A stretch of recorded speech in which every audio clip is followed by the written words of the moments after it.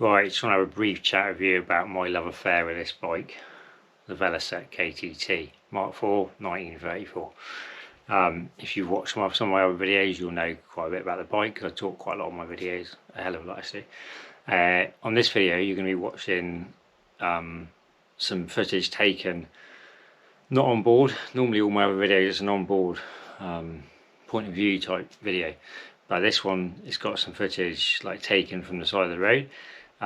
This was recorded using a 3DO binaural microphone, so please wear some headphones when you're watching this, because it kind of like it's done to demonstrate the sound of, like, you know, obviously with your human ears.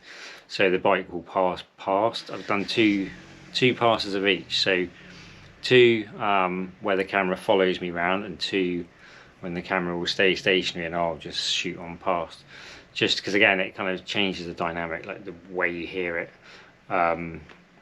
This particular part I haven't recorded on the binaural, and then later on at Sammy Miller's for the British day, which was today, I haven't used the binaural microphone, but for the ride by, yes. So just wear headphones anyway, so that will be covered you for everything.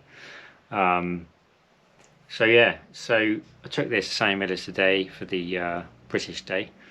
One thing that stood out to me was there was two chaps discussing the bike. Obviously didn't know I was the owner or whatever, and one of them was actually wearing a velocette t-shirt, and it's got like an artist drawing of the TT. So it would have been in this kind of eras. It may have been a Mark 1, but it could have been this one, or, you know, whatever. And the other chap asked the t-shirt guy, "Oh, what's this?" Talking about my bike.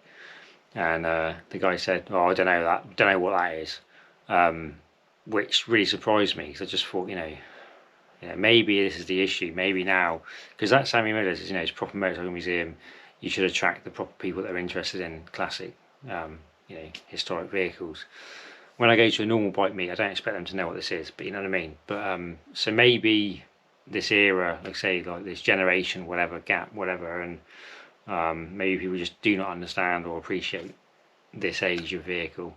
So yeah, so I obviously have a passion for it, really enjoy it, and I've been having some issues with my starting, which I think I might be getting to the bottom of now.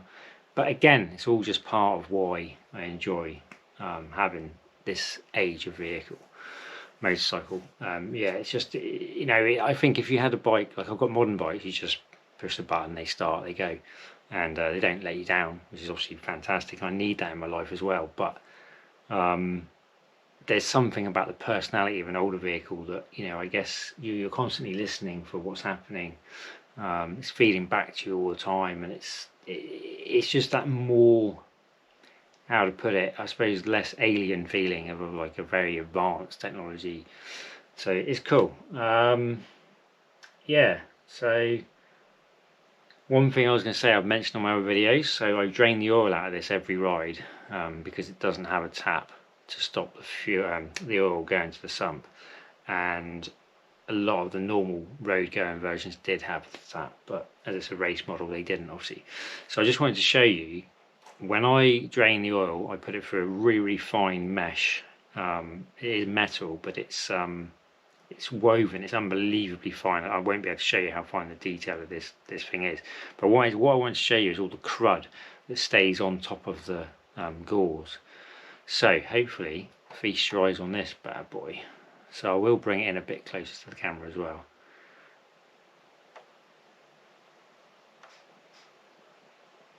Yeah, so all that stuff in there, that comes out when I filter it.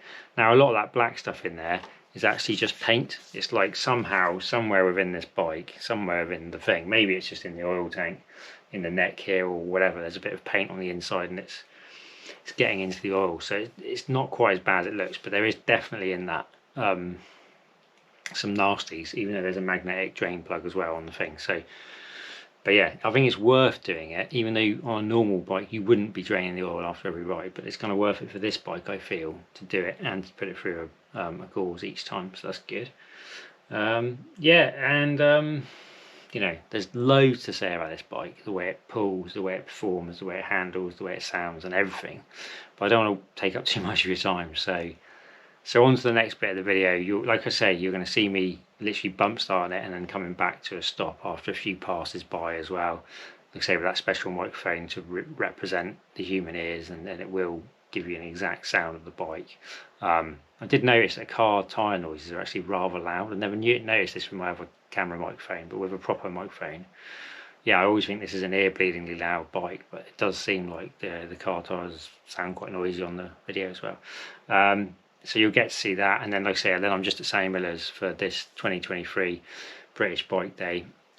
So any make you want, obviously just got to be British. It was mostly there with modern Triumphs and modern Royal Enfields, so if you want to call them British, I don't know, because obviously I don't know the all ins and outs of who owns the companies and whatever, or where they're made. But yeah, there was some nice classics there. There was a really nice Bruff Superior, really nice HRD, and a nice, I think it was called a New Hudson, I think. That won the prize for oldest bike, having been ridden there. This thing won that same prize last year for the oldest bike that had been ridden to the event. But his was like 1920, I don't know, 6, 7, whatever. It's like, you know, the later part of the 20s, I think. But obviously this is 34, so no chance on this. Maybe on my restoration velo, it's 28. Maybe I'll get that one year. Anyway, hopefully, yeah, you might find some of the detail coming out on the camera interesting or whatever, I don't know. But hopefully you'll enjoy some of the bikes that I've captured coming into the event at Sammy's, but I haven't captured that very many, to be honest. I was a bit distracted talking to people and this and that. But it was a good day, and I'll be going back 100%. So yeah, nice one.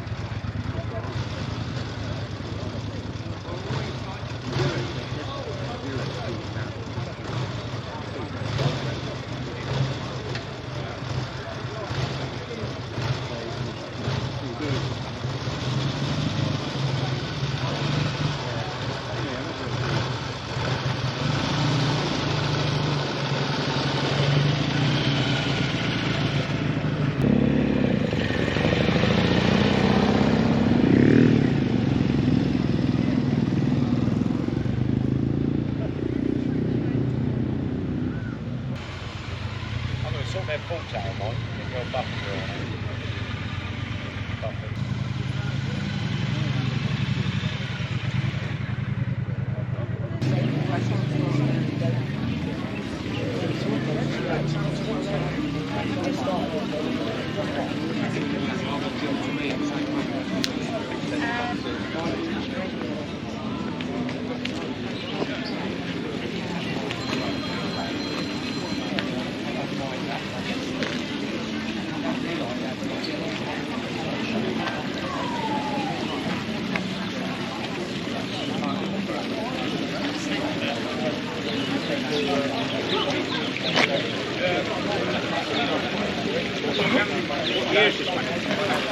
It's 1934. 34.